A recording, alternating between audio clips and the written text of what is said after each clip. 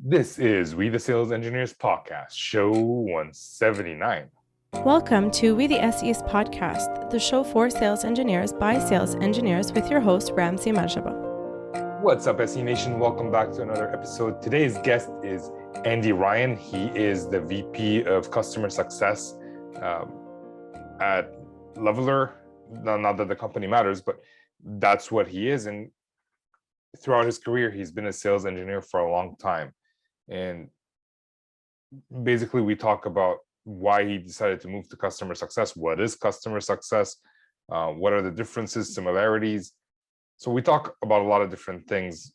The main thing that I took from it is the amount of leveling up that he did, not with the intention of moving up or moving away from the role that he's in, just the fact that he is always learning, which a lot of times leads to new opportunities. So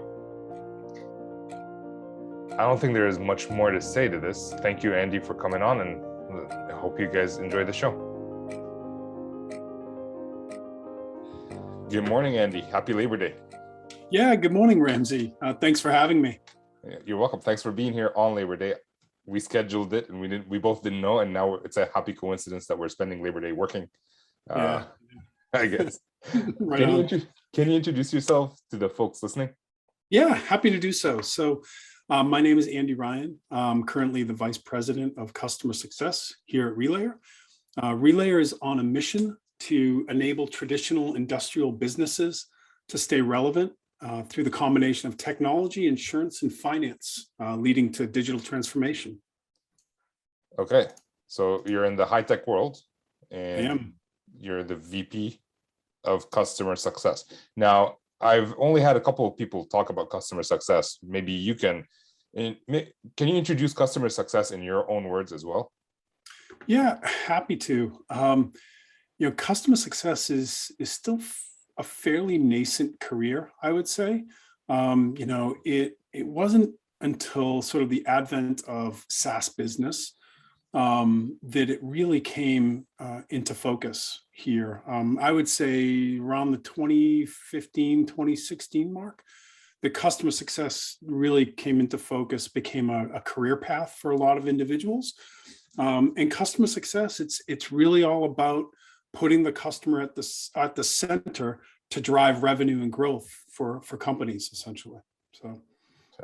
So what happened before customer success? Were customers not successful? That's a great question. No, customers were still successful, but as a company, as Relayer, for instance, we want to continue to drive growth, right? We want to continue to keep our customers, keep them happy, keep them satisfied, keep them coming back for more, truly partnering with our customers. And having a function inside a company like customer success allows us to do that, right? It puts a clear focus on our customer in order to drive adoption, things like retention and all those kinds of things. Without that, because the landscape is very competitive in any technology company, putting something like customer success at the forefront allows you to stay competitive, I think.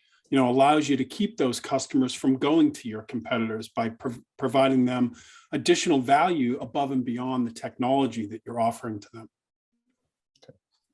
So are the customer success teams actually doing the work, doing the implementation for the customers to adopt, or are they just managing it while professional services are doing the work? Again, another great question. I mean, it all depends on the level of maturity inside an organization. At Relayer, as an example, I would consider us still to be fairly immature in our customer success function.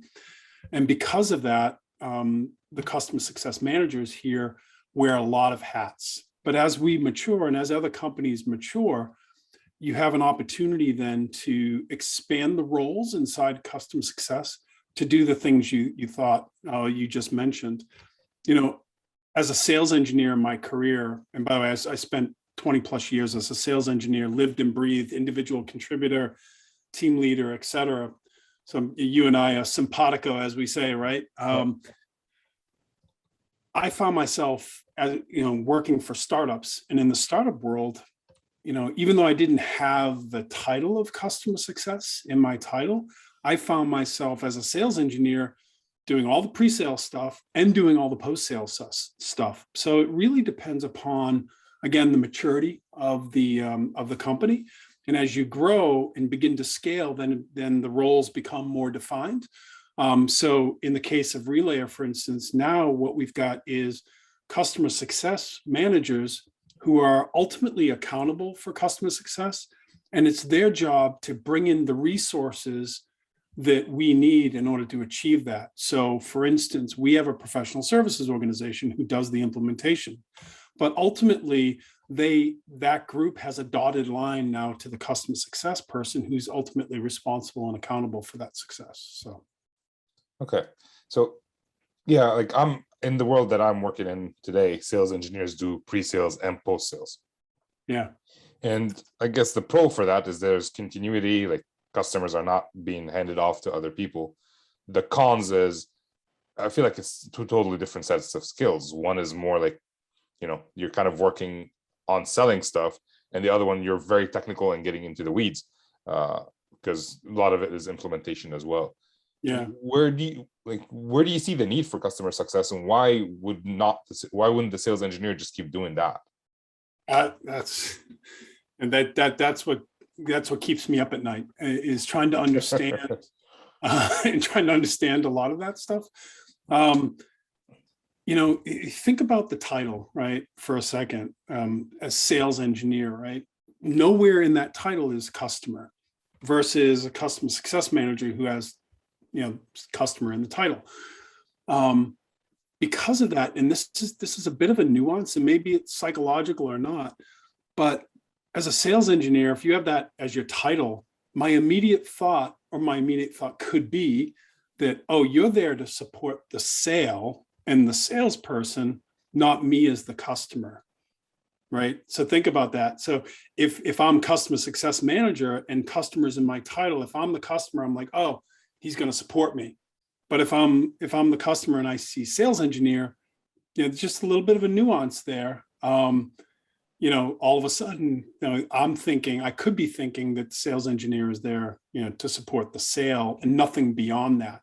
So I think it's fantastic what you're doing, where you're in sort of two roles, right? You're in a pre-sales role and a post-sales role. I think that's perfect training ground for anybody who wants to consider customer success as their career path, because you get an opportunity to truly follow the customer journey from opportunity discovery all the way to adoption and whatever, beyond that, sort of this lifespan of the customer journey. So, but that's kind of how I feel. So maybe, and I'll continue that thought process. Maybe there's an opportunity for, and this might be a little revolutionary, but maybe there's an opportunity for sales engineers to fit under the customer success organization, not under the sales organization. What do you think about that? I've seen like sales engineers fit under like the field engineering, where the field engineering director or VP also has professional services. So right. I don't see why not. Like, for as long as sales engineers are separate than sales people, like in their tree until they meet somewhere, I don't care if they meet under customer success or somewhere else. It could be a good thing, because they're going to end up talking to each other. If they're part of the same team, they talk more than right. if they're in different departments. So I don't see why not. Like from my perspective, is there a reason, like, let me put it back on you. Is there a reason why they shouldn't be? No, there isn't. Absolutely not. I mean, it's I think it's just it requires a mind shift by senior leaders in organizations. Traditionally, a sales engineer, again, because of the title, right? They belong in the sales organization. But the reality is they're doing a lot more than that, right? Good SEs, are actually doing more than just supporting the sale. The reality is they're actually supporting the customer. But there's this mind shift that needs to happen, right? Executives, sales executives inside of these organizations, these companies that we work for, really going to have to kind of shift their focus and put the customer at the center. And actually, this is a great thing to think about. Our mission as SEs might be to put the customer at the center, not the sale at the center. Right. So put the customer at the center, not the sale. And more often than not, when I did that as a sales engineer, it would always lead to revenue. Right. So in your experience, do you feel like most sales engineers put the sale first or the customer first? Because I've seen both ways. What have you seen? Yeah, I've seen it both ways. It really depends upon the SEs. Really, really good SEs who have the soft skills, and I think this is a really good discussion because there's a lot of shared DNA, I think, between SEs and customer success. Yeah, and a lot of that DNA is wrapped around soft skills. The soft skills that I'm talking about are things like curiosity and persuasion and advocacy and strategy and negotiation and leadership, and last but not least, empathy. And those soft skills, if a sales engineer has those soft skills, then they're focused on the customer, right? They're focused absolutely with the customer at the center, not the sale.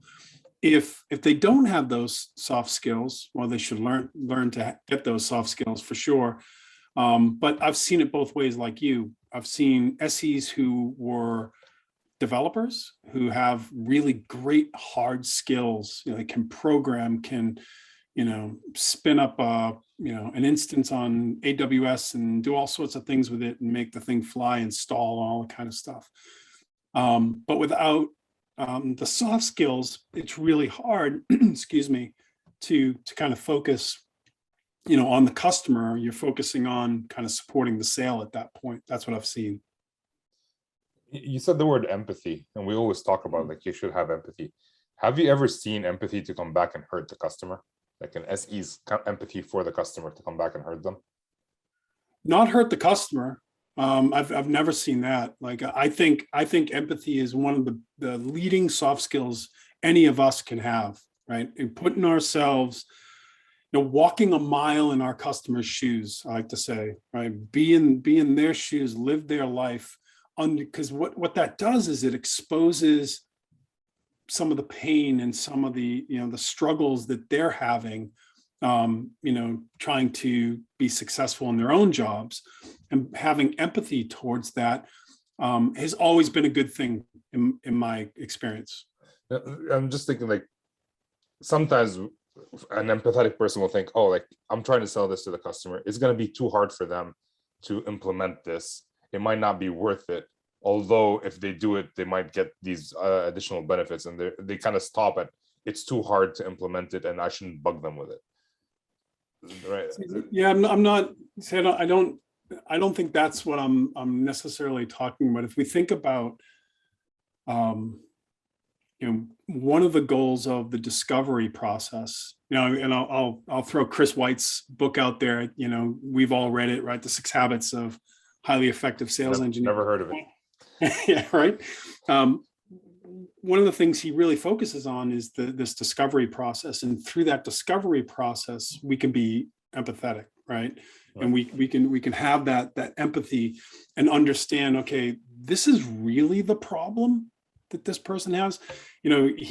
Chris talks about, the person who wants to buy a shovel doesn't really want a shovel. Yep. He's solving for some pain that he's having.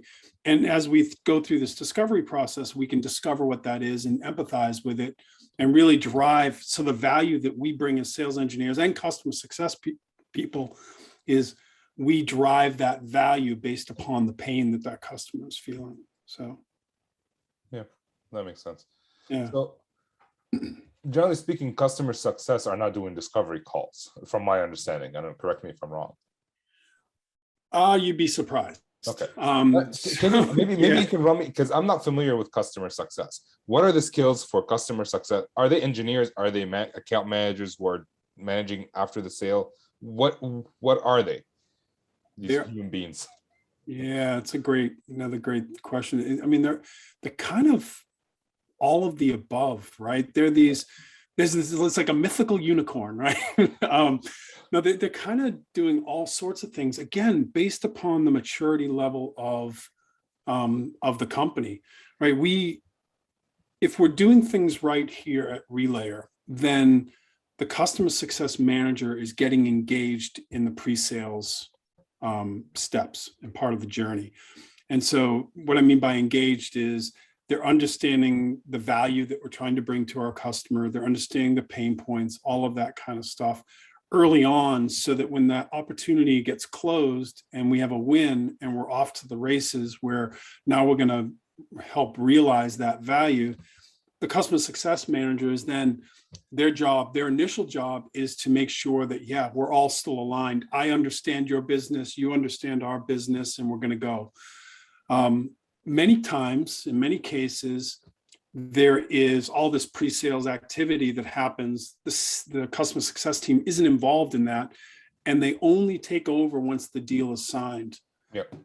The challenge that I have with that is the CS person is unaware of things that might have been said, promises that might have been made. And all of a sudden they're handed this thing that says, okay, CS, now you got to go deliver this value that we just promised to the customer. In some cases, it doesn't align with our capabilities. And so getting the CS person involved early on is great.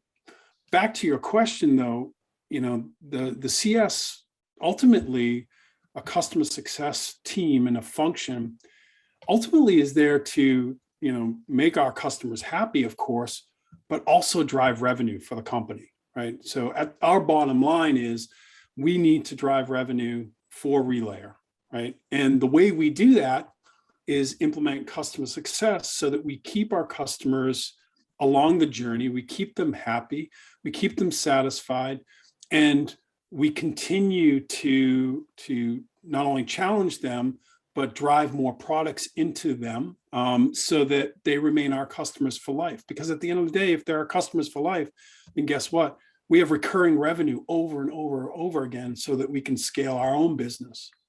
Yeah. So there's a issue that SEs have of getting involved too early, like before the qualification or whatever, or getting involved too late. And I feel for customer success, they already have a set of customers that they're making sure that are successful. How do you balance them getting involved early in opportunities that may not close, and therefore it's a waste of time for them, versus getting them involved too late for opportunities that did close and now they don't have all the information? How do you actually balance that? So I don't look at it as a waste of time. That's the first key point, right? I don't think it's a waste of time. It doesn't take a lot of time for a CSM to call up an SE, right? It just doesn't, right? Okay. It's not a waste of time, because if you look at the reverse, if we don't do that, then we could be in trouble. So if we don't do that, then the sale gets closed.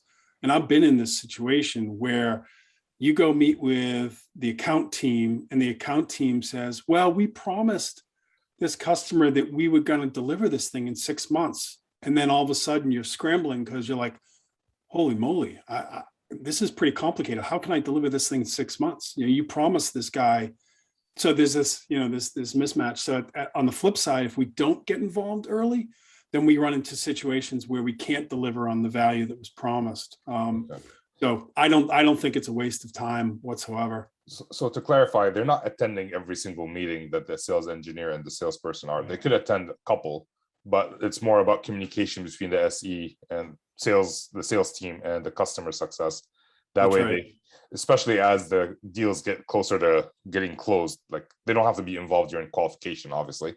Exactly. But as they're doing the negotiation, okay, now we can get involved. We can figure out what they want, and we can start prepping. Like we can pre-build a team to work on their implementation if they want in 6 months, kind of thing. That's right. Yeah, right. Absolutely. Okay. And so in my mind, when we talk about customer success or like post-sales support in general, I feel like it's a very reactive role. But based on what you just explained, it's actually very proactive the way you're looking at it. Does that sound right? Yeah, I mean, you think about American football. I say American football because Relay is a German company, and Okay. we have a big European presence. So when I say football, they think, Real of course, we football. think soccer, right? But if you think about American football, you got offense and defense. In any sport, you got offense and defense. Yeah. And this is an important distinction because a lot of companies, you know, they put sort of a customer success team in place, and they think that that's customer support. But the reality is, customer support plays defense and customer success plays offense. So we're out there proactively driving, and customer support is there to play the defense, you know, take the calls, to do the triage and do all those things, while we're out there trying to promote the business and get our customers, you know, satisfied. Now, the two have to work together, right? Defense and offense aren't mutually exclusive. They need to work together as a team, which, you know, in my case at Relayer, there are two organizations inside of Relayer that have customer in the name. You know, it's customer success and it's customer support. And we are constantly communicating. And if we don't communicate, then that's when we get in trouble. So, but you're right, proactive offense, that's customer success. Customer support is defense. Okay, that's very interesting, because I always thought, because in my world, although post-sales, pre-sales and post-sales are the same, you can tell that the post-sales activities have a lot of reactiveness to it. Like, Yeah, we do a lot of proactive where we go out and visit customers, like, hey, how are you doing? Are you using the product well? Is it going well for you? But there's also like, hey, man, this configuration is not working. Help me out, or this thing crashed, and please, you know, although our equipment never crashes, because, you know, nope. we're bug free. So can you? I'm still trying to, like, I'm getting a better idea of what customer success is, but would you be able to, like, kind of share what a day in a customer success person would look like in general? Like, we're going down to the basics right now. Like, what do they do on a day to day? Yeah, they are, you know, when it comes to managing their own customers, they are holding, you know, scheduling and holding executive briefings. They do what we call quarterly business reviews with the customer. They are engaging with the customer, probably, well, let me take a step back. Depends upon the phase and the stage that we're in the customer journey. So the way we've defined it here at Relayer, it's kind of classic when it comes to customer success. We've got an onboarding phase, which is some amount of time depending upon the complexity of the customer and the project. Then we move into what we call an adoption phase, and then an upsell and a growth phase. During the onboarding phase, it's almost daily communication with the customer and with the internal teams. So there's a lot of orchestration that's happening. There's a lot of facilitation that's happening. So the customer success manager is playing almost like a quarterback, where they're gathering the team together. They're saying, okay, you guys need to do this and you guys need to do this. Not really project management per se, but you know, generally saying, okay, we got to deliver this. So there's a lot of coordination that's happening. They're engaging with the customer almost on a daily basis in the onboarding phase, just to make sure that the customer is being met with good support. They're, you know, continuing to engage, like I said, continuing to engage the internal teams almost on a daily basis, making sure we're delivering upon the value. And it's really the customer success manager his goal initially is to get to that first time to value. And however he wants to do that. And a lot of it is just around engagement with the internal teams and the customer. What I mean by first time to value is that's when we fulfill the first promise that we made to the customer. We say, hey, Mr. Customer, we said we were going to get you here. This is what we got. It's at that point, by the way, first time to value, that we can begin doing things like recognizing revenue. So it's really important for the customer success to drive that as quick as possible when needed. So the customer success is doing a lot of orchestration. Like I said, they're meeting with the customer. They're, planning out the roadmap and the milestones that we need to hit. So all of the strategy. So if the customer success manager knows, hey, this is the milestone that we need to hit in 6 months, all the activities, all the orchestration and stuff, they're going to be driving the teams to achieve that. They're not necessarily doing the work. So customer success manager is not there programming or deploying or anything like that. In my case, they're relying on the professional services team to help with that, but the customer success manager is orchestrating a lot of that. In some cases, if the organization is mature, they'll have things like customer success engineers, right? And those engineers are actually doing some of the hard work of doing implementations and things like that. In my case, that's not the case. So the CS guys are doing mostly the stuff that I just talked about. So okay, yeah. So if you were to compare like CSM, customer success manager, the skills would be comparable to an account manager or a project manager. They're kind of managing the project and making sure there's constant communication between the two. So it's not very technical. They still have to understand the technology to talk about it with the customers. Right. Okay.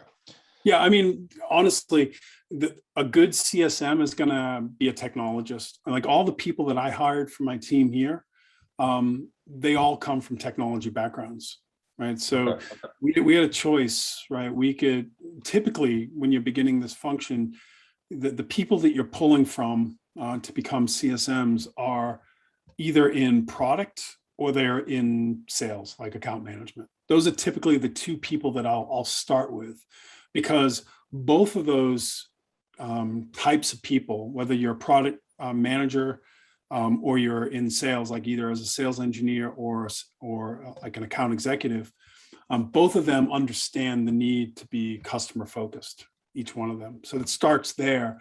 But I also am looking at technology skills, like can they actually have a conversation around technology without being overwhelmed or scared, right?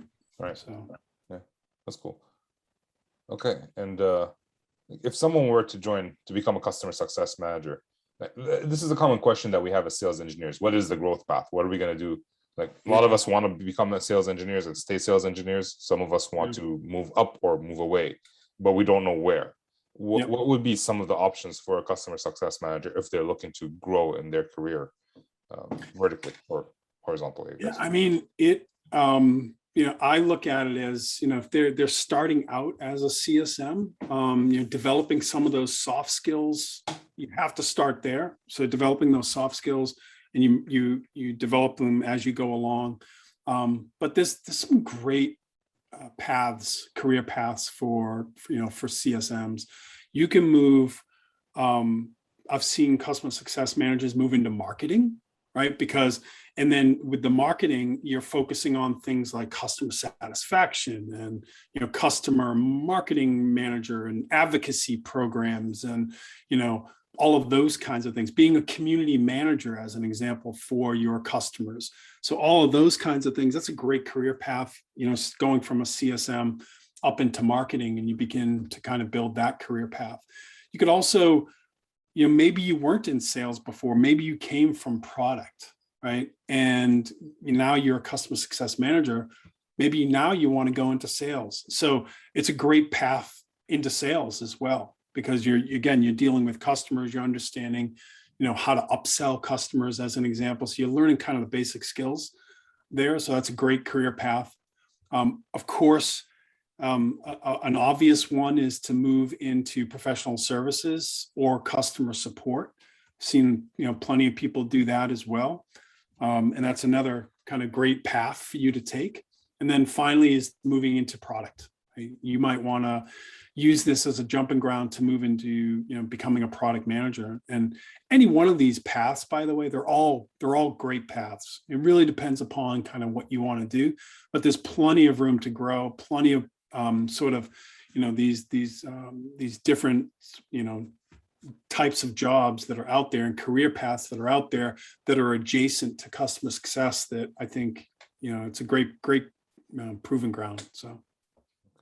And more of a personal question for you. Why did you decide to go from pre-sales to customer success? Yeah. Well, that's a great question, Ramsey. It's an interesting story, and I like to call it my aha moment. I got my first taste of sales engineering over 20 years ago, and kind of never looked back. Right?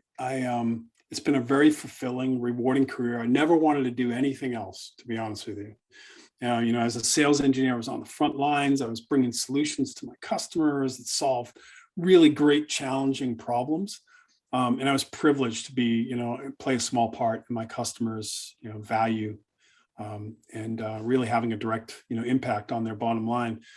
But throughout my career, what I've found is I found myself constantly trying to level up and finding ways to grow and advance my skill sets in order to bring more and more value to the table, essentially, right? And at the beginning of the pandemic, kind of the same thing. I found myself asking a very familiar question: well, what can I do next?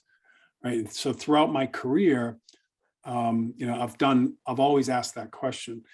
And so I was doing some research, and I ran into this quote by a gentleman named Lincoln Murphy. That's kind of what my aha moment was. I bumped into this place, and it kind of led me to where I am today. And the quote goes: you can focus on adoption, retention, expansion, or advocacy, or you can focus on the customer's desired outcome and get all of those things. Yep. And I'm like, wow, that's really, really cool. Right. And after I read those, I started thinking, well, maybe I can apply some of the core principles of customer success to my role as a sales engineer. And that will be my next level up, which, I was like, oh, this is cool. So I just started digging in. And when I started digging in, reading books, there's a book called Customer Success, written by Lincoln Murphy and Nick Mehta and Dan Steinman, kind of the seminal book for customer success. Read that, cover to cover, started taking some classes.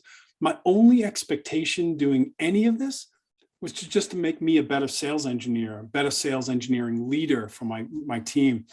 But what was interesting, it was almost a self-fulfilling prophecy, because 18 months later, here I am now leading and building the customer success role here at Relayer, a function that we just didn't have 18 months ago, and it sort of highlights this core practice of mine that's always helped me throughout my career, which is to be prepared.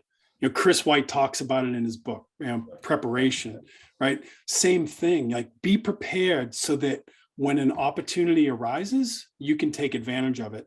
And luckily, in my case, an opportunity arose, here at Relayer, where they asked me, hey, do you want to lead this new function at Relayer? I was like, just so happens I do, because I've just spent the last 18 months reading and loving this thing. So that's how I kind of made the jump. So to clarify something, when you talk about leveling up, you're not talking about going up in the corporate ladder. You're talking about intrinsic leveling up. You're trying to level up your skills. Exactly. How can I level myself up in order to bring more value to my customers and my team? That's really what I'm talking about. Yes, and there are people who think, oh, I want to level up, as in I want to go to team lead and then SE manager. But there's also the fact that you can just level up your skill and stay within the same role that you're in and just get better at it and become exactly like Chris White talks about mastery. I think Chris White should pay us for this podcast. Maybe. Yeah. But we're talking about leveling up and becoming masters of our domain, which in many cases leads to opportunities, being prepared for new opportunities. And kind of the same thing happened with the podcast, where I started the podcast and then I had the opportunity for a new role, which might not have happened because if it wasn't for that. But I started a podcast for intrinsic reasons as well, for me to get better, not for anything else. So that makes sense. Just look within. All right, this has been great, and it is time to move on to the not so fire round. Although you just answered one of the questions, so we'll figure it out. These are the same 4 questions we ask almost every guest. So let's start with that. What do you love about what you're doing today? Which I guess you answered all the questions, it seems. But let's start with that. What I love about what I do today is I get to truly see our customers or my customers grow and reach value and make money and revenue and be successful. I get a tremendous amount of satisfaction out of making sure my customers are happy, satisfied, and being rewarded for that. So nice. All right, cool. Question number 2. What would you change about the role today? I mean, you're still growing. Let's put it that way. Where do you see customer success organization? Like, what's the destination for you guys? Yeah, well, the destination is getting the entire company customer centric, right? Because we're not today. The reality is we're not, right? This is a fairly new function inside the company, and there's lots of great teams in the company, but the reality is we're not single-minded in our focus, right? We've got engineering teams, and we've got the product teams, et cetera, all these different teams where customer is there, but we're not necessarily single-minded. So as we mature as an organization, I would like to see every single activity that we do with customer at the center. So the choices that we make as a company should all be based upon that our customers at the center of that. We're not talking about just the titles, like Google Right. has the sales engineering as customer engineer. No, that's not the change you're talking about. You're actually talking about intrinsic change as well. Exactly. This belief, like the passion that I have for customer success, I want to see everybody in the company have that same passion, regardless of the job title. Like, I want to know that engineer who is working on that bit of code for the customer knows exactly why they're doing it, because they're doing it for our customer to achieve success. That's the kind of change that I'm looking for. Here's the interesting part. I worked in support, and I used to like complain about salespeople a lot. Right? Like, oh, look at that! Look at what they did! Look at Yeah. And I never figured out that if it wasn't for them selling to the customer, like the customer is the most important thing, not the salesperson. The salesperson is just the intermediary. But like when you're so far removed from the customer, because I was 3rd-tier support, so there was 1st tier, 2nd tier, 3rd tier. We never talked to the customer. Yeah. When you're so far removed, you don't think about the customer. You're just thinking about your job.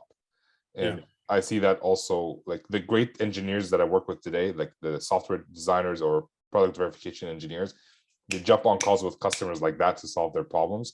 Whereas those who think, oh, my job is not to solve the problem, my job is to write code. Yeah. It's a different mentality. Yeah, So exactly. But if we can get them to a point where they understand the value that they're bringing, I mean, that's game changer for me, right? And that's where I want to see us go to. Nice. Okay. 3rd question. You already talked about Lincoln Murphy's book, Customer Success. Is there any resource you would recommend for people who want to learn more about that role? Yeah, that is like I said, that's the seminal book for sure. There's a couple of great websites out there.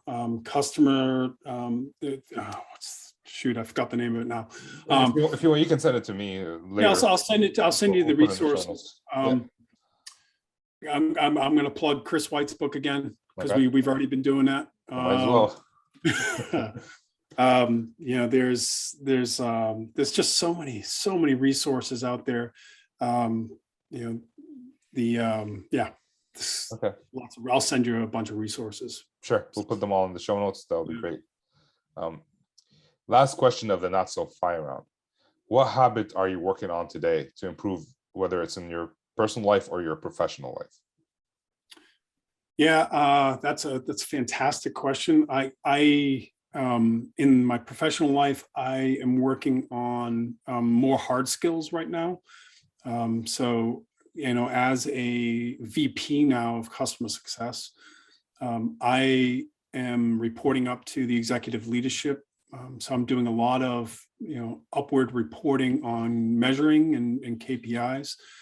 So learning a lot about that stuff that I was always doing some of that stuff, but it's much more, it's expanded now. And so I'm doing a lot of learning some hard skills around, KPIs and measuring and things like OKRs and, some really, really cool things. There's another great resource, by the way, great book called Measure What Matters by Jim Doerr. It's been out for a long time.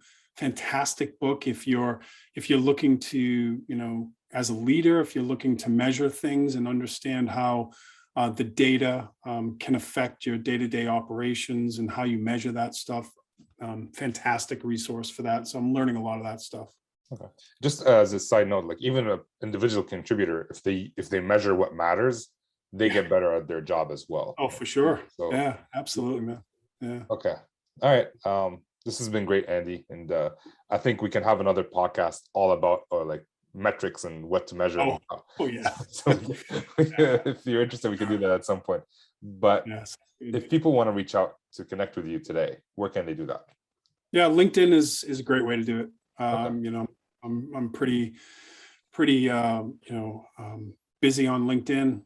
Happy to connect with anybody up there. You know, just feel free to reach out. Absolutely. So, do you want them to add a note or no, just connect?